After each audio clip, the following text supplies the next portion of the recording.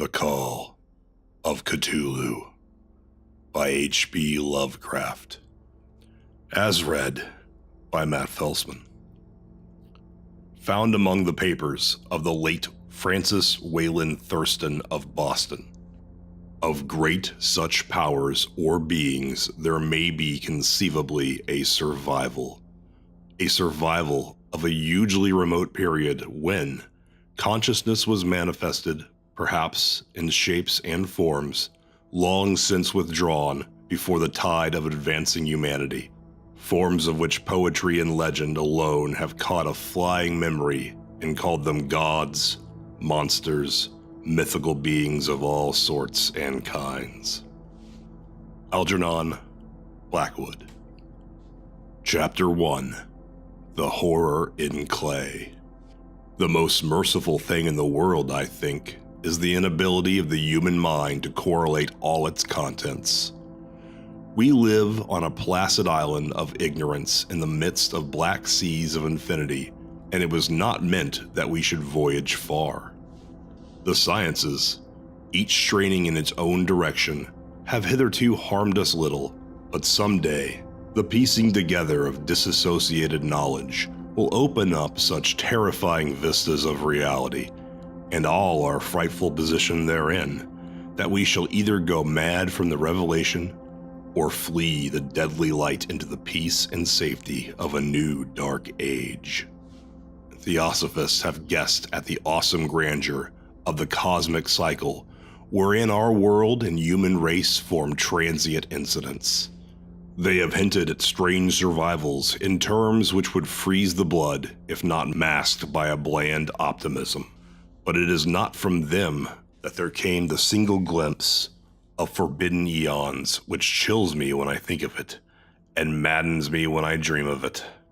That glimpse, like all dread glimpses of truth, flashed out from an accidental piecing together of separated things. In this case, an old newspaper item and the notes of a dead professor. I hope that no one else will accomplish this piecing out. Certainly, if I live, I shall never knowingly supply a link in so hideous a chain. I think that the professor, too, intended to keep silent regarding the part he knew, and that he would have destroyed his notes had not sudden death seized him. My knowledge of the thing began in the winter of 1926 to 27, when the death of my great-uncle, George Gamble Angle, Professor Emeritus of Semitic Languages in Brown University, Providence, Rhode Island. Professor Angle was widely known as an authority on ancient inscriptions, and had frequently been resorted to by the heads of prominent museums, so that his passing at the age of 92 may be recalled by many. Locally, interest was intensified by the obscurity of the cause of death. The professor had been stricken whilst returning from the Newport boat, falling suddenly, as witnesses said, after having been jostled by a nautical-looking Negro who had come from one of the queer, dark courts on the precipitous hillside which formed a shortcut from the waterfront to the deceased home in William Street. Physicians were unable to find any visible disorder, but concluded after perplexed debate that some obscure lesion of the heart, induced by the brisk ascent of so steep a hill by so elderly a man, was responsible for the end. At the time I saw no reason to dissent from this dictum, but latterly I am inclined to wonder, and more than wonder. As my great-uncle's heir and executor, for he died a childless widower, I was expected to go over his papers with some thoroughness, and for that purpose moved his entire set of files and boxes to my quarters in Boston. Much of the material which I correlated will be later published by the American Archaeological Society, but there was one box which I found exceedingly puzzling and which I felt much averse from showing to other eyes. It had been locked, and I did not find the key until it occurred to me to examine the personal ring which the professor carried always in his pocket. Then, indeed, I succeeded in opening it, but when I did so seemed only to be confronted by a greater and more closely locked barrier. For what could be the meaning of the queer clay bas-relief and the disjointed jottings, ramblings, and cuttings which I had found. Had my uncle, in his later years, become credulous of the most superficial impostors? I resolved to search out the eccentric sculptor responsible for this apparent disturbance of an old man's peace of mind. The bas-relief was a rough rectangle less than an inch thick and about 5 by 6 inches in area, obviously of modern origin. Its designs, however, were far from modern in the atmosphere and suggestion, for although the vagaries of cubism and futurism are many and wild, they do not often reproduce that cryptic regularity which lurks in prehistoric writing. And writing of some kind, the bulk of these designs certainly seem to be, though my memory, despite much familiarity with the papers and collections of my uncle, failed in any way to identify this particular species or even hint at its remotest affiliations. Above these apparent hieroglyphics was a figure of evidently pictorial intent, though its impressionistic execution forbade a very clear idea of its nature. It seemed to be a sort of monster, or symbol representing a monster, of a form which only a diseased fancy could conceive. If I say that my somewhat extravagant imagination yielded simultaneous pictures of an octopus, a dragon, and a human caricature, I shall not be unfaithful to the spirit of the thing. A pulpy, tentacled head surmounted a grotesque and scaly body with rudimentary wings, but it was the general outline of the whole which made it most shockingly frightful. Behind the figure was a vague suggestion of a cyclopean architectural background. The writing accompanying this oddity was, aside from a stack of press cuttings in Professor Engel's most recent hand, and made no pretension to the literary style. What seemed to be the main document was headed Cthulhu Cult, in characters painstakingly printed to avoid the erroneous reading of a word so unheard of. The manuscript was divided in 2 sections, the first of which was headed 1925, Dream and Dream Work of H.A. Wilcox, 7 Thomas Street, Providence, Rhode Island, and the second, Narrative of Inspector John R. LaGrasse, 121 Bienville Street, New Orleans, Louisiana, at 1908, AAS, MTG. Notes on same and Professor Webb's account. The other manuscript papers were all brief notes. Some of them accounts for the queer dreams of different persons. Some of them citations for theosophical books and magazines, notably W. Scott Eliot's Atlantis and the Lost Lemura, and the rest comments on long-surviving secret societies and hidden cults, with references to passages in such mythological and anthropological sourcebooks as Fraser's Golden Bough and Miss Murray's Witch Cult in Western Europe. The cuttings largely alluded to outre mental illness and outbreaks of group folly or mania in the spring of 1925. The first half of the principal manuscript told a very peculiar tale. It appears that on 1 March 1925, a thin, dark young man of neurotic and excited aspect had called upon Professor Engel, bearing the singular clay bas-relief, which was then exceedingly damp and fresh. His card bore the name of Henry Anthony Wilcox, and my uncle had recognized him as the youngest son of an excellent family slightly known to him, who had latterly been studying sculpture at the Rhode Island School of Design and living alone at the Fleur-de-Lis building near that institution.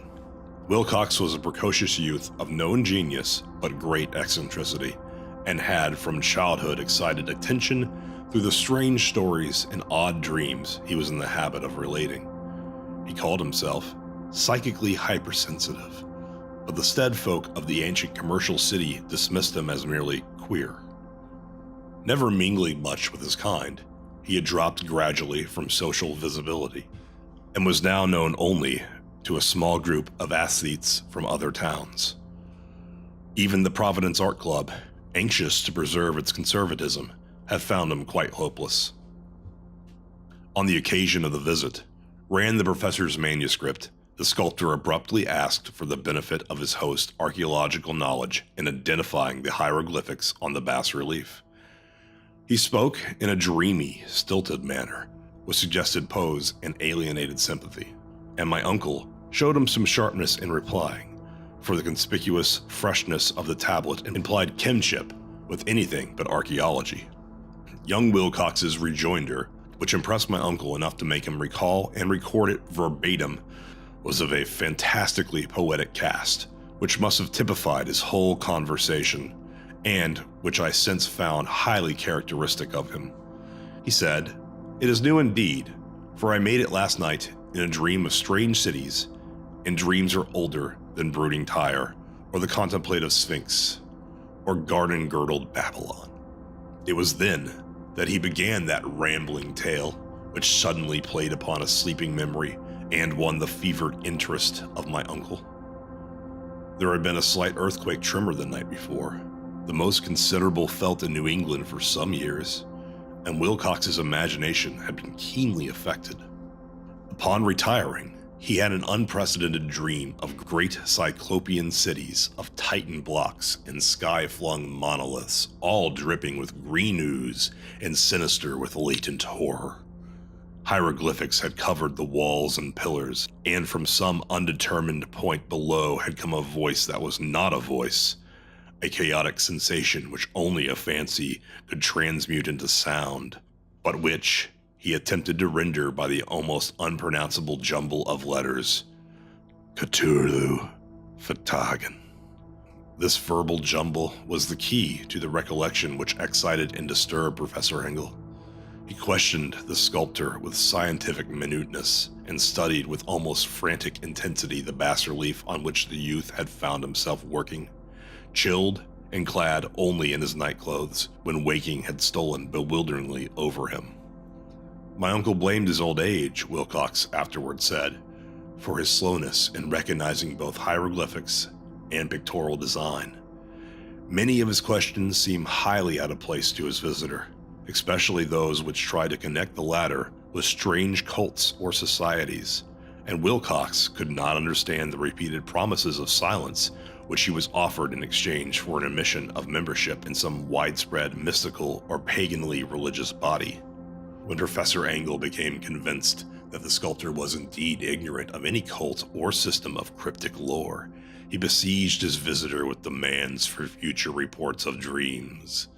This bore regular fruit, for after the first interview, the manuscript records daily calls of the young man, during which he related startling fragments of nocturnal imagery whose burden was always some terrible cyclopean vista of dark and dripping stone, with a subterranean voice or intelligence shouting monotonously enigmatical sense impacts, uninscribable save as gibberish. The two sounds most frequently repeated are those rendered by the letters Cthulhu and Relaya. On 23 March, the manuscript continued. Wilcox failed to appear, and inquiries at his quarters revealed that he had been stricken with an obscure sort of fever and taken to the home of his family in Waterman Street. He had cried out in the night, arousing several other artists in the building, and had manifested since then only alternations of unconsciousness and delirium. My uncle at once telephoned the family, and from that time forward kept close watch of the case, calling often at the Thayer Street office of Dr. Toby, whom he learned to be in charge. The youth's febrile mind, apparently, was dwelling on strange things, and the doctor shuddered now and then as he spoke of them. They included not only a repetition of what he had formerly dreamed, but touched wildly on a gigantic thing, miles high, which walked or lumbered about. He had no time fully described this object, but occasional frantic words, as repeated by Dr. Toby, convinced the professor that it must be identical with the nameless monstrosity he had sought to depict in his dream sculpture. Reference to this object, the doctor added, was invariably a prelude to the young man's subsidence into lethargy. His temperature, oddly enough, was not greatly above normal, but the whole condition was otherwise, such as to suggest true fever rather than mental disorder.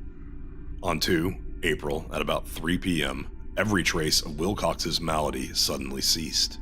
He sat upright in bed, astonished to find himself at home and completely ignorant of what had happened in dream or reality since the night of 22 March. Pronounced well by his physician, he returned to his quarters in 3 days, but to Professor Engel he was of no further assistance. All traces of strange dreaming had vanished with his recovery, and my uncle kept no record of his night thoughts after a week of pointless and irrelevant account of thoroughly usual visions. Here the first part of the manuscript ended, but references to certain of the scattered notes gave me much material for thought. So much, in fact, that only the ingrained skepticism then forming my philosophy can account for my continued distrust of the artist.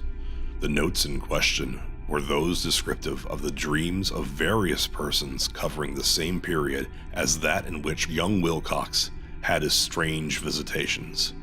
My uncle, it seems, had quickly instituted a prodigiously far-flung body of inquiries amongst nearly all the friends whom he could question without impertinence, asking for nightly reports of their dreams and the dates of any notable visions for some time past. The reception of his request seemed to have been varied, but he must, at the very least, have received more responses than any ordinary man could have handled without a secretary. The original correspondence was not preserved, but his notes formed a thorough and really significant digest. Average people in society and business, New England's traditional salt of the earth, gave an almost completely negative result, though scattered cases of uneasy but formless nocturnal impressions appear here and there, always between 23 March and 2 April, the period of young Wilcox's delirium. Scientific men were little more affected, though 4 cases of vague description suggest fugitive glimpses of strange landscapes, and in 1 case there is mentioned a dread of something abnormal. It was from the artists and poets that the pertinent answers came, and I know that panic would have broken loose had they been able to compare notes. As it was, lacking their original letters, I half suspected the compiler of having asked leading questions, or having edited the correspondence in corroboration of what he had latently resolved to see. That is why I continued to feel that Wilcox, somehow cognizant of the old data which my uncle had possessed, had been imposing on the veteran scientist. These responses from aesthetes told a disturbing tale. From 28 February to 2 April, a large proportion of them had dreamed very bizarre things, the intensity of the dreams being immeasurably the stronger during the period of the sculptor's delirium. Over a fourth of those who reported anything reported scenes and half sounds not unlike those which Wilcox had described, and some of the dreamers confessed acute fear of the gigantic, nameless thing visible towards the last. 1 case, which the note describes with emphasis, was very sad. The subject, a widely known architect with leanings towards theosophy and occultism, went violently insane on the date of young Wilcox's seizure, and expired several months later after incessant screamings to be saved from some escaped denizen of hell. Had my uncle referred to these cases by name instead of merely by number, I should have attempted some corroboration or personal investigation, but as it was, I succeeded in tracing down only a few. All of these, however, bore out the notes in full. I have often wondered if all the objects the professor's questioning felt as puzzled as did this fraction. It is well that no explanation shall ever reach them. The press cuttings, as I have intimated, touched on cases of panic, mania, and eccentricity during the given period. Professor Engel must have employed a cutting burrow, for the number of extracts was tremendous, and the sources scattered throughout the globe. Here was a nocturnal suicide in London, where a lone sleeper had leaped from a window after a shocking cry. Here, likewise, a rambling letter to the editor of a paper in South America, where a fanatic deduces a dire future from visions he has seen. A dispatch from California describes a theosophist colony as donning white robes en masse for some glorious fulfillment which never arrives, whilst items from India speak guardedly of serious native unrest towards the end of March. Voodoo orgies multiply in Haiti, and African outposts report ominous mutterings. American officers in the Philippines find certain tribes bothersome about this time, and New York policemen are mobbed by hysterical Levantines on the night of 22 to 23 March. The west of Ireland, too, is full of wild rumor and legendary, and a fantastic painter named Ardois Bonneau hangs a blasphemous dream landscape in the Paris Spring Salon of 1926. And so numerous are the recorded troubles in insane asylums that only a miracle can have stopped the medical fraternity from noting strange parallelisms and drawing mystified conclusions. A weird bunch of cuttings all told, and I can, at this date, scarcely envisage the callous rationalism with which I set them aside. But I was then convinced that young Wilcox had known of the older matters mentioned by the professor. Chapter 2. The Tale of Inspector Legrasse. The older matters which had made the sculptor's dream in bas-relief so significant to my uncle formed the subject of the second half of his long manuscript. Once before, it appears, Professor Angle had seen the hellish outlines of the nameless monstrosity, puzzled over the unknown hieroglyphics, and heard the ominous syllables which can be rendered only as Cthulhu. And all this in so stirring and horrible a connection that it is a small wonder he pursued young Wilcox with queries and demands for data. This earlier experience had come in 1908, 17 years before, when the American Archaeological Society held its annual meeting in St. Louis. Professor Angle, as befitted one of his authority and attainments, had a prominent part in all the deliberations, and was one of the first to be approached by the several outsiders who took advantage of the convocation to offer questions for correct answering and problems for expert solution. The chief of these outsiders, and in a short time the focus of interest for the entire meeting, was a commonplace-looking middle-aged man who had traveled all the way from New Orleans for certain special information unattainable from any local source. His name was John Raymond Legrasse, and he was by profession an inspector of police. With him he bore the subject of his visit, a grotesque, repulsive, and apparently very ancient stone statuette, whose origin he was at a loss to determine.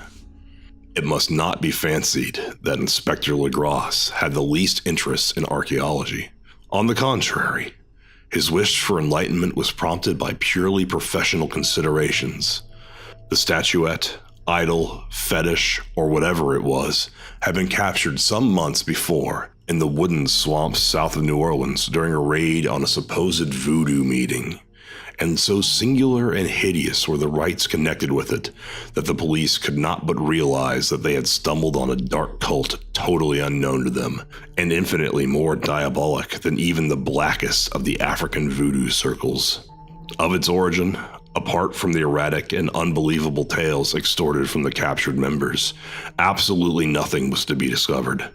Hence the anxiety of the police for any antiquarian lore which might help them to place the frightful symbol, and through it track down the cult to its fountainhead.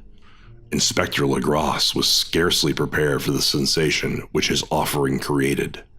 One sight of the thing had been enough to throw the assembled men of science into a state of tense excitement, and they lost no time in crowding around him to gaze at the diminutive figure whose utter strangeness and air of genuinely abysmal antiquity hinted so potently at unopened and archaic vistas.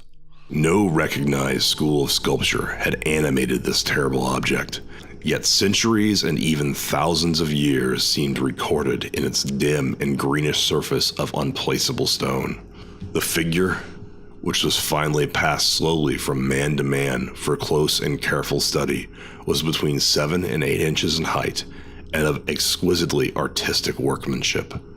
It represented a monster of vaguely anthropoid outline, but with an octopus-like head, whose face was a mass of feelers, a scaly, rubbery-looking body, prodigious claws on hind and forefeet, and long, narrow wings behind.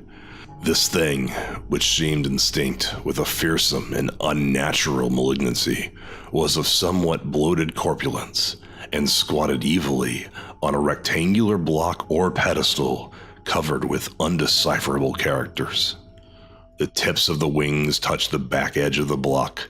The seat occupied the center, whilst the long curved claws of the doubled up, crouching hind legs gripped the front edge and extended a quarter of the way down towards the bottom of the pedestal. The cephalopod head was bent forward, so that the ends of the facial feelers brushed the backs of the huge forepaws which clasped the croucher's elevated knees. The aspect of the whole was abnormally lifelike, and the more subtly fearful, because its source was so totally unknown. Its vast, awesome, and incalculable age was unmistakable, yet not one link did it show with any known type of art belonging to civilization's youth, or indeed to any other time.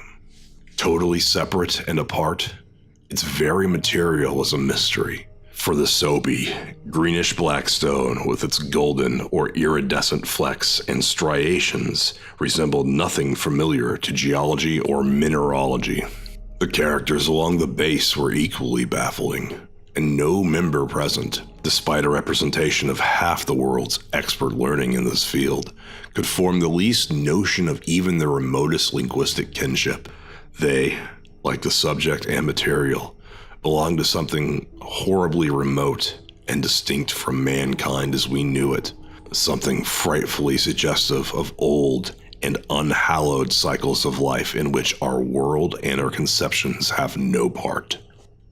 And yet, as the members severally shook their heads and confessed defeat at the inspector's problem, there was one man in that gathering who suspected a touch of bizarre familiarity in the monstrous shape and writing, and who presently told with some diffidence of the old trifle he knew. This person was the late William Channing Webb, professor of anthropology in Princeton University, and an explorer of no slight note. Professor Webb had been engaged 48 years before in a tour of Greenland and Iceland in search of some runic inscriptions which he failed to unearth, and whilst high up on the West Greenland coast had encountered a singular tribe or cult of degenerate Eskimos whose religion, a curious form of devil worship, chilled him with its deliberate bloodthirstiness and repulsiveness.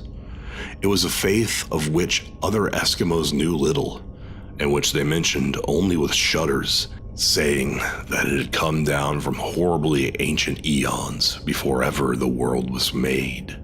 Besides nameless rites and human sacrifices, there were certain queer, hereditary rituals addressed to Supreme Elder Devil or Tornasuk, and of this Professor Webb had taken a carefully phonetic copy from the aged Angekok or wizard priest, expressing the sounds in Roman letters as best he knew how. But just now, of prime significance was the fetish which this cult had cherished, and around which they danced when the aurora leaped high over the ice cliffs. It was, the professor stated, a very crude bas-relief of stone, comprising a hideous picture and some cryptic writing. And as far as he could tell, it was a rough parallel in all essential features of the bestial thing now lying before the meeting. These data, received with suspense and astonishment by the assembled members, proved doubly exciting to Inspector Legrasse, and he began at once to ply his informant with questions. Having noted and copied an oral ritual among the swamp cult worshippers his men had arrested, he besought the professor to remember as best he might these syllables taken down amongst the diabolist Eskimos. There then followed an exhaustive comparison of details and a moment of really awed silence when both detective and scientist agreed on the virtual identity of the phrase common to two hellish rituals so many worlds of distance apart. What, in substance, both the Eskimo wizards and the Louisiana swamp priests had chanted to their kindred idols was something very like this: the world divisions being guessed at from traditional breaks in the phrase as chanted aloud. Fininglu, Magalwanaf, Cthulhu, Raleigh, Waganar, Fatagan. Legrasse had 1 point in advance of Professor Webb, for several amongst his mongrel prisoners had repeated to him what older celebrants had told them the words meant. This text, as given, ran something like this. In his house, at Raleigh, dead Cthulhu waits dreaming. And now, in response to a general and urgent demand, Inspector Legrasse related as fully as possible his experience with swamp worshippers, telling a story to which I could see my uncle attach profound significance. It savored of the wildest dreams of mythmaker and theosophist, and disclosed an astonishing degree of cosmic imagination amongst such half-castes and pariahs as might be least expected to possess it. On 1 November 1907, there had come to New Orleans police a frantic summons from the swamp and lagoon country to the south. The squatters there, mostly primitive but good-natured descendants of Lafitte's men, were in the grip of stark terror from an unknown thing which had stolen upon them in the night. It was voodoo, apparently, but voodoo of a more terrible sort than they had ever known, and some of their women and children had disappeared since the malevolent tom-tom had begun its incessant beating far within the black haunted woods where no dweller ventured. There were insane shouts and harrowing screams, soul-chilling chants and dancing devil flames, and the frightened messenger added, the people could stand it no more. So a body of 20 police, filling 2 carriages and an automobile, had set out in the late afternoon with the shivering squatter as a guide. At the end of the passable road they alighted, and for miles splashed on in silence through the terrible cypress woods where the day never came. Ugly roots and malignant hanging nooses of Spanish moss beset them, and now and then a pile of dank stones or fragments of a rotting wall intensified by its hint of morbid habitation, a depression which every malformed tree and every funguous islet combined to create. At length, the squatter settlement, a miserable huddle of huts, hove in sight, and hysterical dwellers ran out to cluster around the group of bobbing lanterns. The muffled beat of tom-toms was now faintly audible far, far ahead, and a curdling shriek came at infrequent intervals when the wind shifted. A reddish glare, too, seemed to filter through the pale undergrowth beyond endless avenues of forest night. Reluctant even to be left alone again, each one of the cowed squatters refused point-blank to advance another inch toward the scene of unholy worship. So Inspector Legrasse and his 19 colleagues plunged on unguided into the black arcades of horror that none of them had ever trod before. The region now entered by the police was one of traditionally evil repute, substantially unknown but untraversed by white men. There were legends of a hidden lake, unglimpsed by mortal sight, in which dwelt a huge, formless white polypus thing with luminous eyes, and squatters whispered that bat-winged devils flew up out of caverns in inner earth to worship it at midnight. They said it had been there before D'Alberville, before La Salle, before the Indians, and before even the wholesome beasts and birds of the woods. It was nightmare itself, and to see it was to die. But it made men dream, and so they knew enough to keep away. The present voodoo orgy was, indeed, on the merest fringe of this abhorred area, but that location was bad enough. Hence, perhaps, the very place of the worship had terrified the squatters more than the shocking sounds and incidents. Only poetry or madness could do justice to the noises heard by Legrasse's men as they plowed on through the black morass towards the red glare and the muffled tom-toms. There are vocal qualities peculiar to men and vocal qualities peculiar to beast, and it is terrible to hear the one when the source should yield the other. Animal fury and orgiastic license here whipped themselves, to demoniac heights by howls and squawking ecstasies that tore and reverberated through those nighted woods like pestilential tempests from the gulfs of hell. Now and then the less organized ululations would cease, and for what seemed a well-drilled chorus of hoarse voices would rise and sing-song chant that hideous phrase or ritual. Fungura, Muglabna fa, Cthulhu rade, Waganal fatagan. Then the men, having reached a spot where the trees were thinner, came suddenly in sight of the spectacle itself. 4 of them reeled, 1 fainted, and 2 were shaken into a frantic cry, which the mad cacophony of the orgy fortunately deadened. Legrasse dashed swamp water in the face of the fainting men, and all stood trembling and nearly hypnotized with horror. In a natural glade of the swamp stood a grassy island of perhaps an acre's extent, clear of trees and tolerably dry. On this now leaped and twisted a more indescribable horde of human abnormality than any but a Sime or an Angarola could paint. Void of clothing, this hybrid spawn were braying, bellowing, and writhing about a monstrous ring-shaped bonfire, in the center of which, revealed by occasional rifts in the curtain of flame, stood a great granite monolith some 8 feet in height, on top of which, incongruous in its diminutiveness, rested the noxious carven statuette.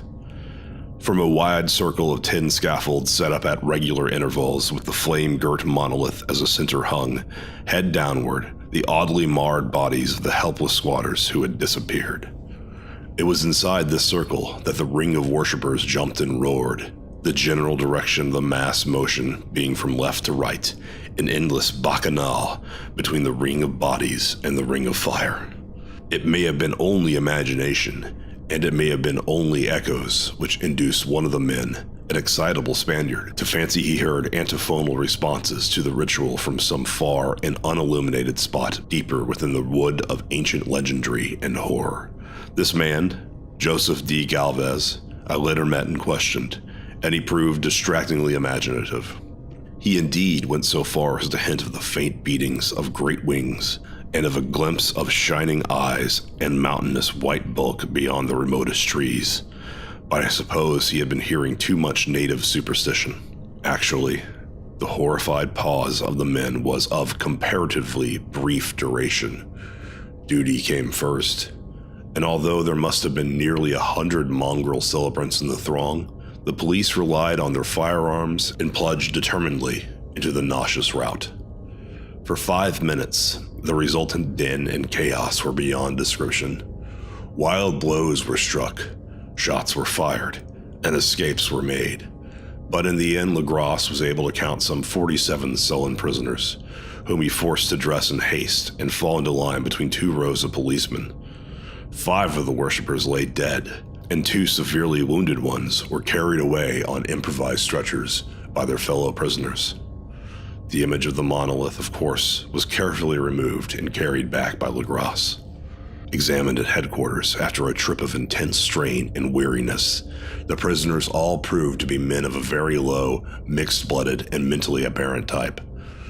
Most were seamen, and a sprinkling of Negroes and mulattoes, largely West Indians or Brava Portuguese from the Cape Verde Islands, gave a coloring of voodooism to the heterogeneous cult.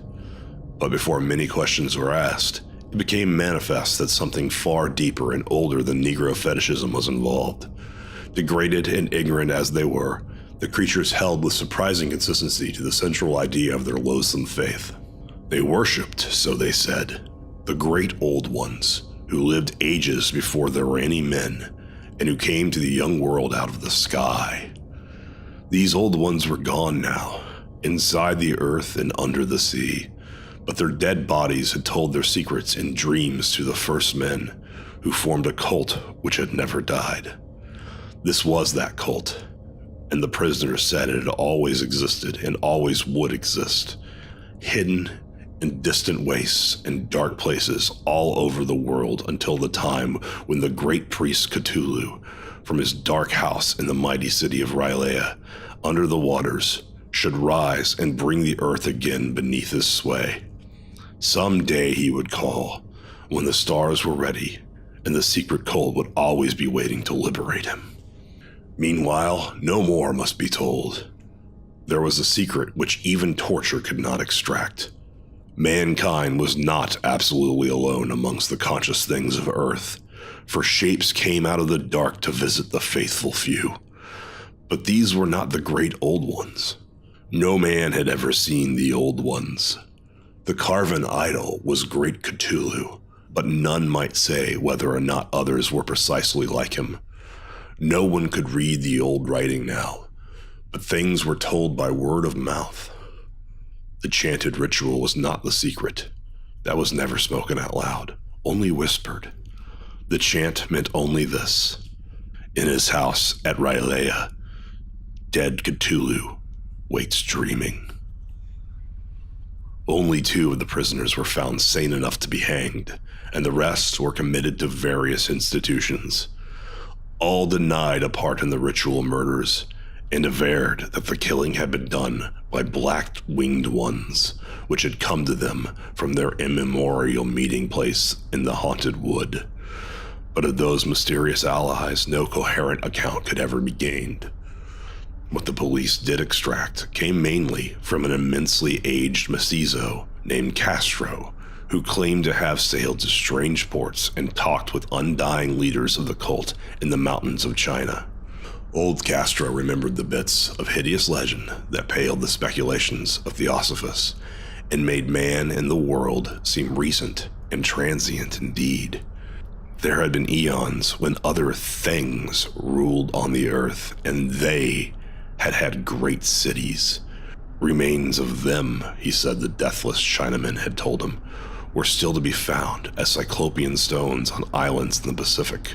They all died vast epochs of time before men came, but there were arts which could revive them when the stars had come round again to the right positions in the cycle of eternity. They had indeed come themselves from the stars, and brought their images with them. These great old ones, Castro continued, were not composed altogether of flesh and blood. They had shape, for did this not star-fashioned image prove it? But that shape was not made of matter. When the stars were right, they could plunge from world to world through the sky, but when the stars were wrong, they could not live. But altogether they no longer lived. They would never really die. They all lay in stone houses in their great city of Rylea, preserved by the spells of mighty Cthulhu, for a glorious resurrection when the stars and the earth might once be more ready for them. But at that time, some force from outside must serve to liberate their bodies. The spells that preserved them intact likewise prevented them from making an initial move, and they could only lie awake in the dark and think, whilst uncounted millions of years rolled by. They knew all that was occurring in the universe, for their mode of speech was transmitted thought. Even now, they talked in their tombs. When, after infinities of chaos, the first men came, the great old ones spoke to the sensitive among them by molding their dreams, for only thus could their language reach the fleshy minds of mammals. Then, whispered Castro, those first men formed the cult around the small idols which the great ones showed them. Idols brought in dim arrows from dark stars. That cult would never die till the stars came right again, and the secret priests would take great Cthulhu from his tomb to revive his subjects and resume his rule of Earth. The time would be easy to know, for then mankind would have become as the great ones, free and wild and beyond good and evil, with laws and morals thrown aside, and all men shouting and killing and reveling in joy. Then the liberated old ones would teach them the new ways to shout and kill and revel and enjoy themselves, and all the earth would flame with a holocaust of ecstasy and freedom. Meanwhile, the cult, by appropriate rites, must keep alive the memory of those ancient ways and shadow forth the prophecy of their return. In the elder time, Chosen men had talked with the entombed old ones in dreams. But then something had happened. The great stone city of Rhaea, with its monoliths and sepulchres, had sunk beneath the waves, and the deep waters, full of one primal mystery through which not even thought can pass, had cut off the spectral intercourse. But memory never died, and high priests said that the city would rise again when the stars were right. Then came out of the earth the black spirits of earth, moldy and shadowy, and full of dim rumors picked up in caverns beneath forgotten sea bottoms. But of them, old Castro dared not speak much. He cut himself off hurriedly, and no amount of persuasion or subtlety could elicit more in this direction. The size of the old ones, too, he curiously declined to mention. Of the cult, he said that he thought the center lay amid the pathless deserts of Arabia, where Iram, the city of pillars, dreams hidden and untouched.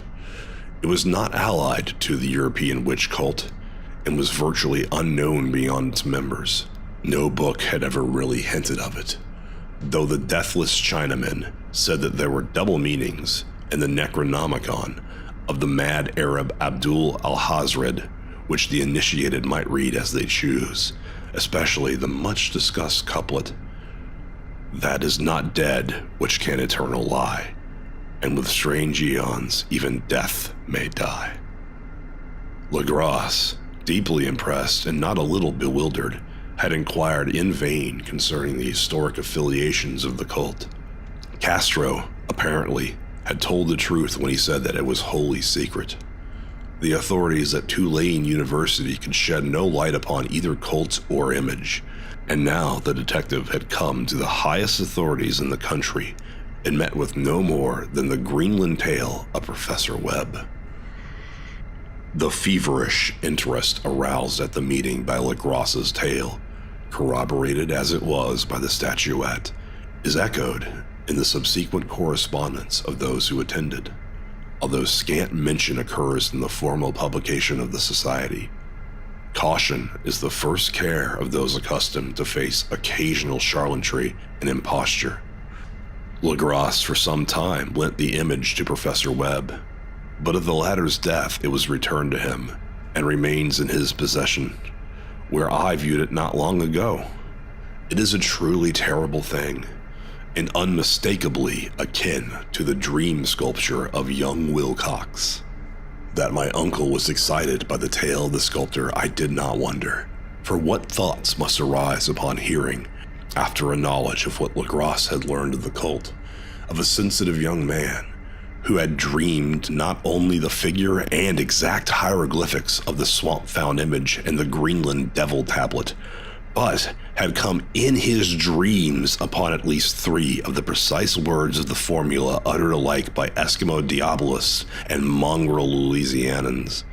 Professor Engel's instant start on an investigation of the utmost thoroughness was eminently natural, though privately I suspected young Wilcox of having heard of the cult in some indirect way, and of having invented a series of dreams to heighten and continue the mystery at my uncle's expense.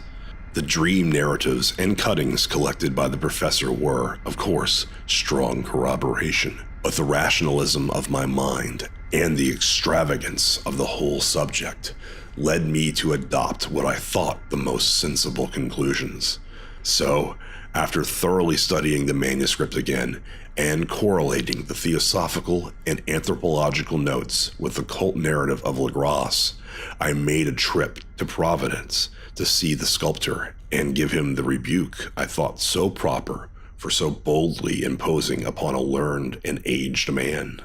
Wilcox still lived alone in the Fleur-de-Lis building in Thomas Street, a hideous Victorian imitation of 17th century Breton architecture which flaunts its stuccoed front amidst the lovely colonial houses on the ancient hill, and under the very shadow of the finest Georgian steeple in America.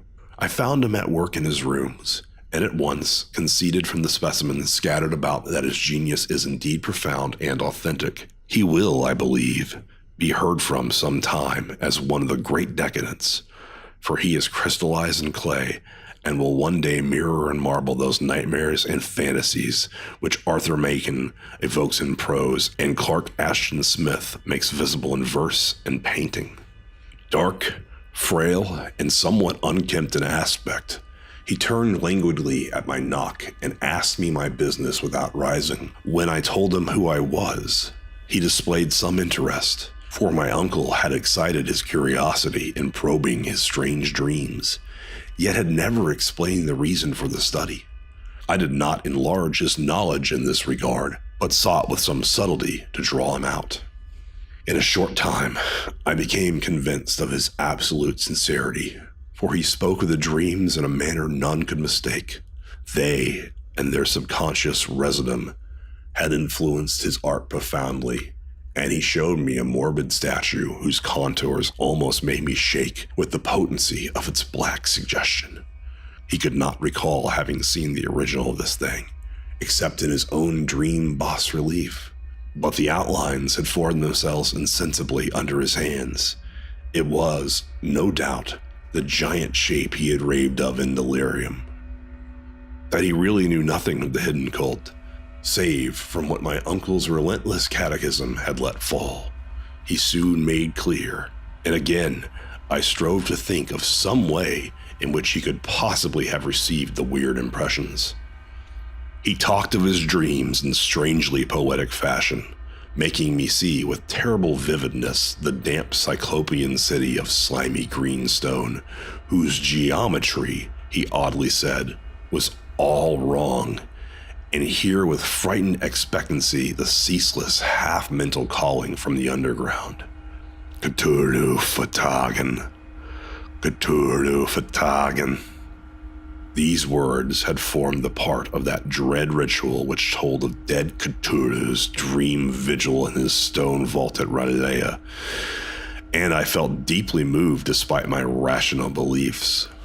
Wilcox, I was sure, had heard the cult in some casual way, and had soon forgotten it amidst the mass of his equally weird reading and imagination. Later, by virtue of its sheer impressiveness, it had found subconscious expression in dreams, in the bas-relief, and in the terrible statue I now behold, so that his imposture upon my uncle had been a very innocent one. The youth was of a type, at once slightly affected and slightly ill-mannered, which I could never like, but I was willing enough now to admit both his genius and his honesty. I took leave of him amicably, and wish him all the success his talent promises. The matter of the cult still remained to fascinate me, and at times I had visions of personal fame from researches into its origin and connections. I visited New Orleans, talked with Lagros and others of that old-time raiding party, saw the frightful image, and even questioned such of the mongrel prisoners as still survived. Old Castro, unfortunately, had been dead for some years. What I now heard so graphically at first hand, though it was really no more than a detailed confirmation of what my uncle had written, excited me afresh, for I felt sure that I was on the track of a very real, very secret, and very ancient religion whose discovery would make me an anthropologist of note. My attitude was still one of absolute materialism, as I wish it still were, and I discounted with a most inexplicable perversity the coincidence of the dream notes and odd cuttings collected by Professor Engel. One thing which I began to suspect, and which I now fear I know, is that my uncle's death was far from natural. He fell on a narrow hill street leading up from an ancient waterfront swarming with foreign mongrels, after a careless push from a Negro sailor. I did not forget the mixed blood and marine pursuits of the cult members in Louisiana, and would not be surprised to learn of secret methods and poison needles as ruthless and as anciently known as the cryptic rites and beliefs. Lagros and his men, it is true, have been let alone, but in Norway, a certain seaman who saw things as dead. Might not the deeper inquiries of my uncle after encountering the sculptor's data have come to sinister ears? I think Professor Engel died because he knew too much, or because he was likely to learn too much. Whether I shall go as he did remains to be seen, for I have learned much now.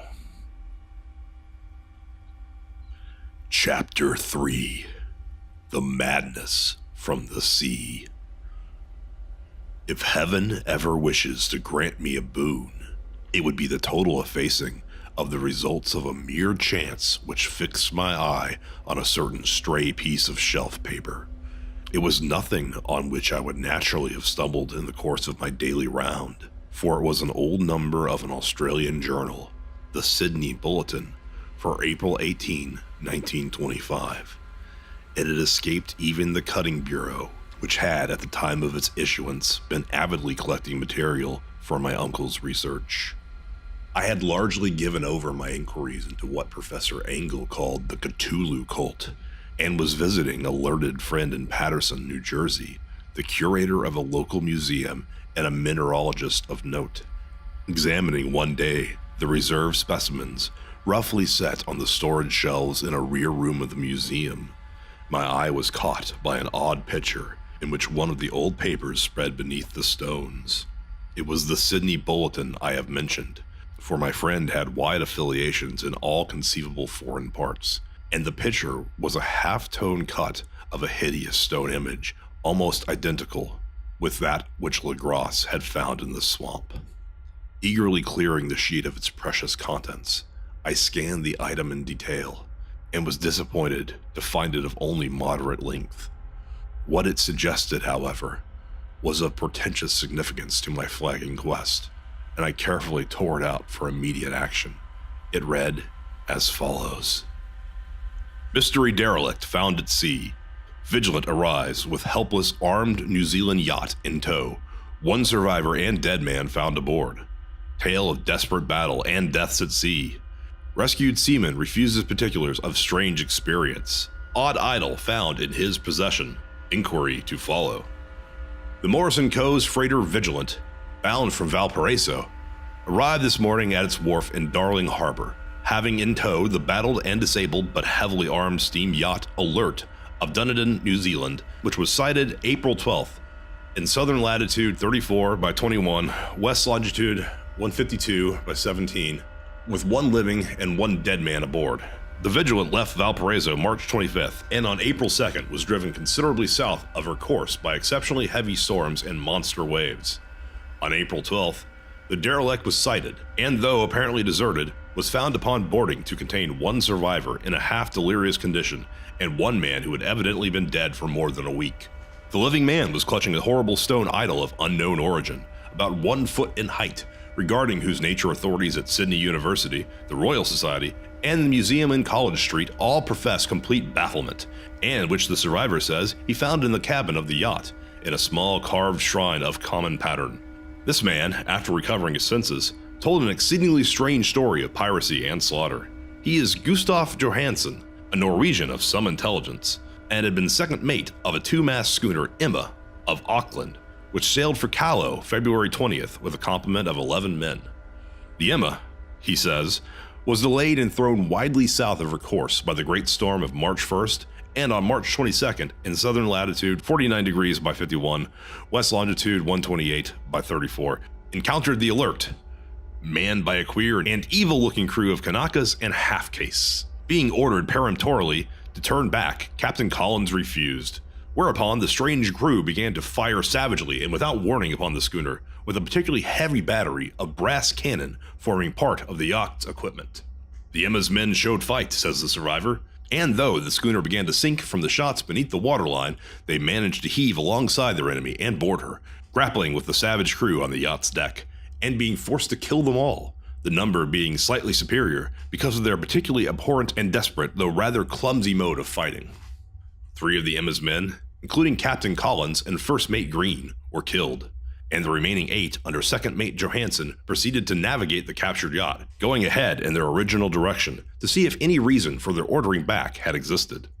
The next day, it appears, they raised and landed on a small island, although none is known to exist in that part of the ocean, and 6 of the men somehow died ashore, although Johansen is queerly reticent about this part of the story and speaks only of their falling into a rock chasm.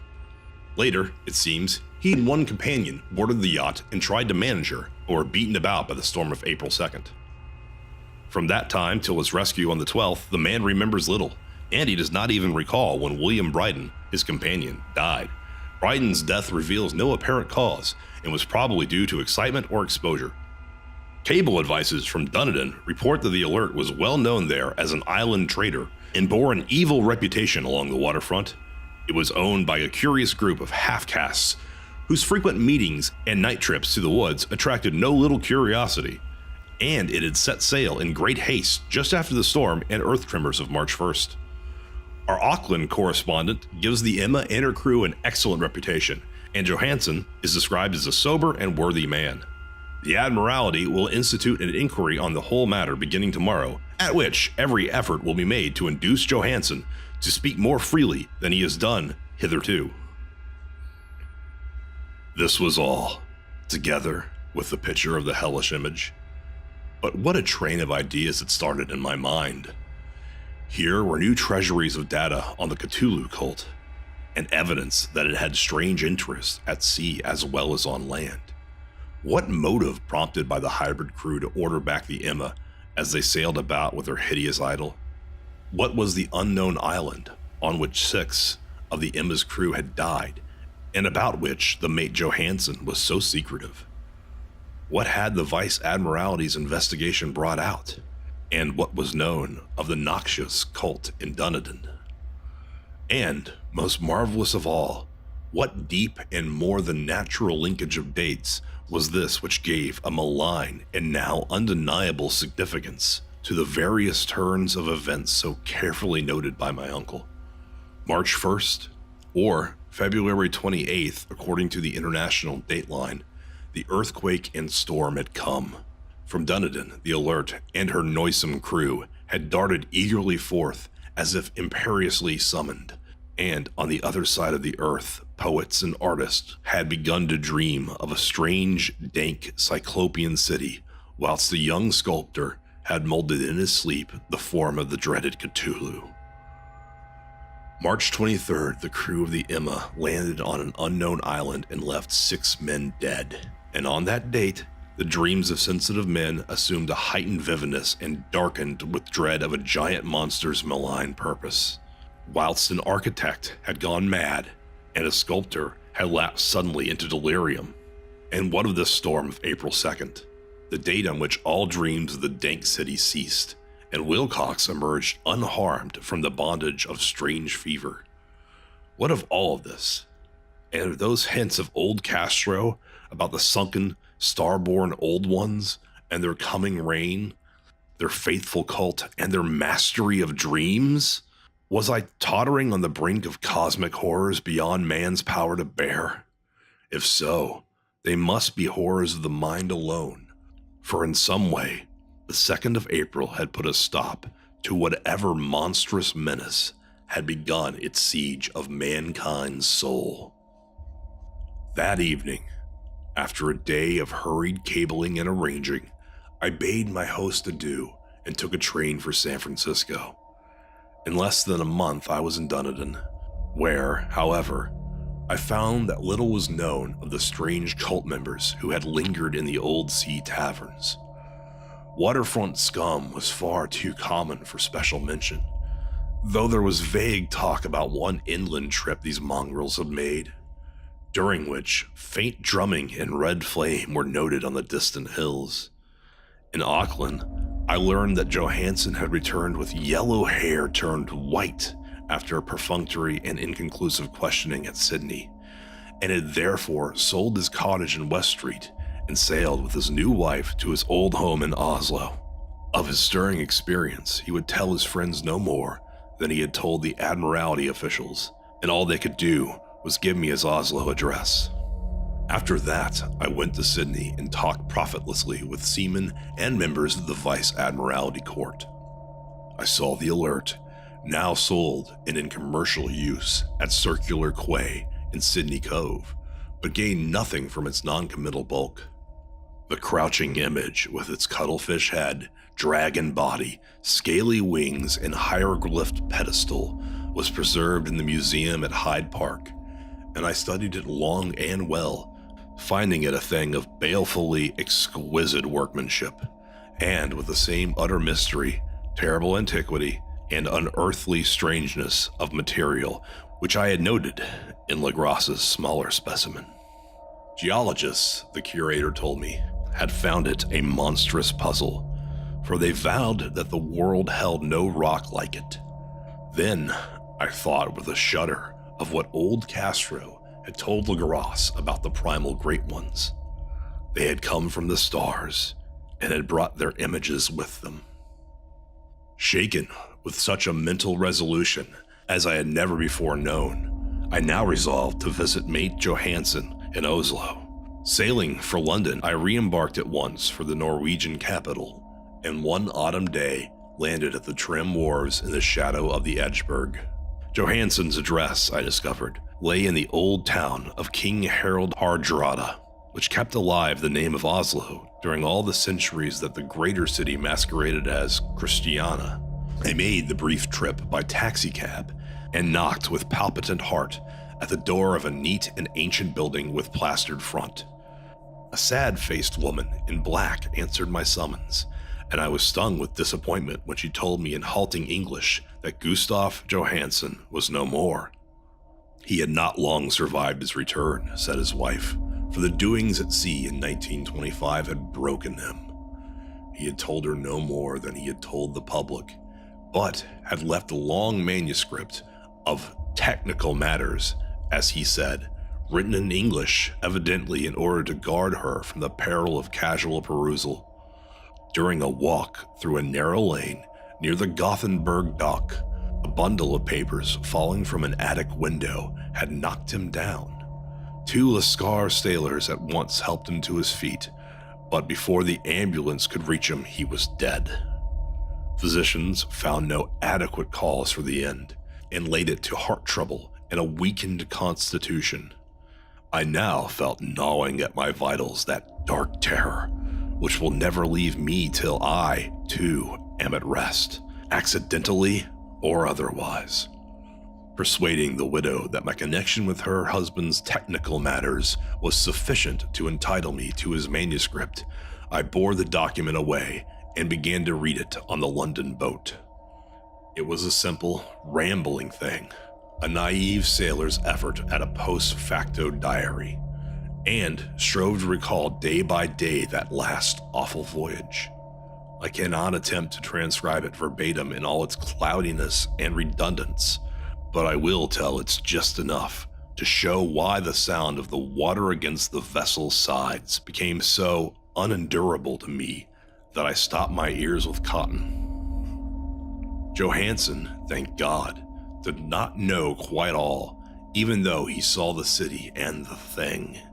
But I shall never sleep calmly again when I think of the horrors that lurk ceaselessly behind life in time and in space, and of those unhallowed blasphemies from elder stars which dream beneath the sea, known and favored by a nightmare cult ready and eager to loose themselves upon the world whenever another earthquake shall heave their monstrous stone city again to the sun and air.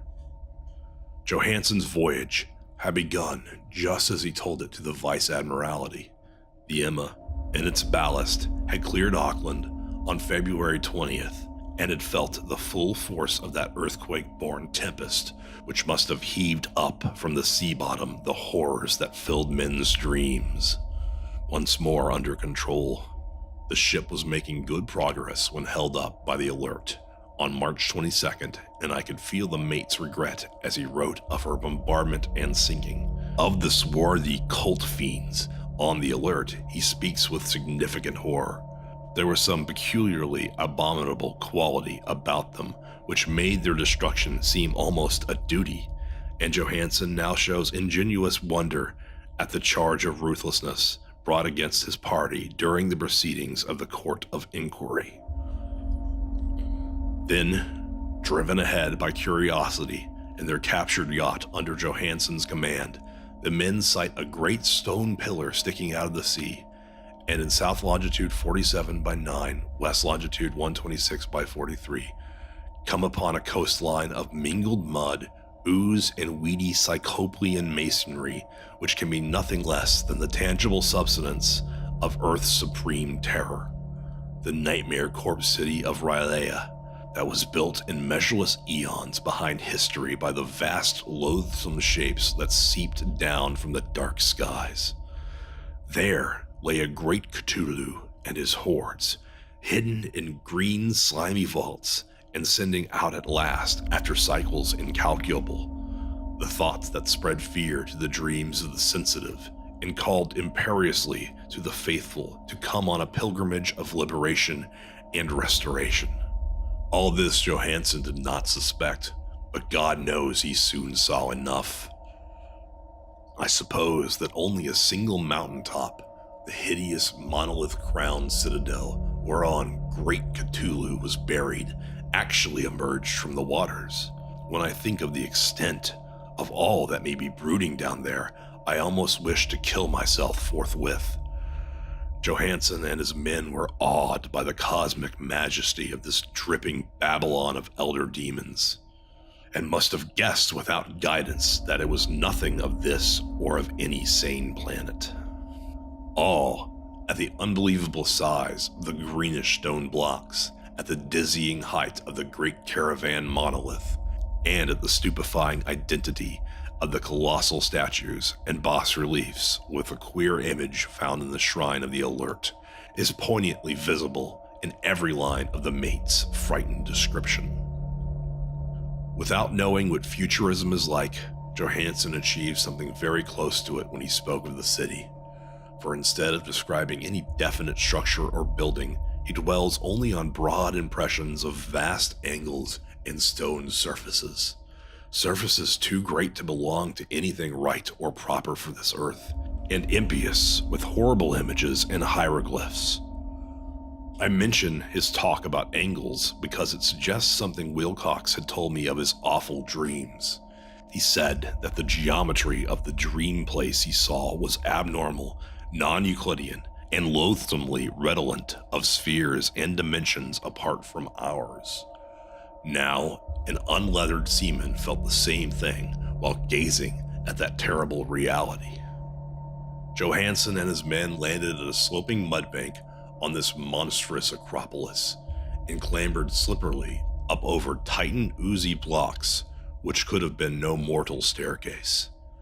The very sun of heaven seemed distorted when viewed through the polarizing miasma welling out from this sea-soaked perversion, and twisted menace and suspense lurked leeringly in those crazily elusive angles of carven rock where a second glance showed concavity after the first showed convexity. Something very like fright had come over all the explorers before anything more definite than rock and ooze and weed was seen. Each would have fled had he not feared the scorn of the others, and it was only half-heartedly that they searched, vainly as it proved, for some portable souvenir to bear away. It was Rodriguez, the Portuguese, who climbed up the foot of the monolith and shouted of what he had found. The rest followed him and looked curiously at the immense carved door with the now familiar squid dragon bas-relief. It was, Johansen said, like a great barn door, and they all felt that it was a door because of the ornate lintel, threshold, and jambs around it, though they could not decide whether it lay flat like a trap door or slantwise like an outside cellar door. As Wilcox would have said, the geometry of the place was all wrong. One could not be sure that the sea and the ground were horizontal, hence the relative position of everything else seemed phantasmally variable. Bryden pushed at the stone in several places without result. Then Donovan felt over it delicately around the edge, pressing each point separately as he went. He climbed interminably along the grotesque stone molding. That is, one would call it climbing if the thing was not, after all, horizontal, and the men wondered how any door in the universe could be so vast. Then, very softly and slowly, the acre-great lintel began to give inward at the top, and they saw that it was balanced.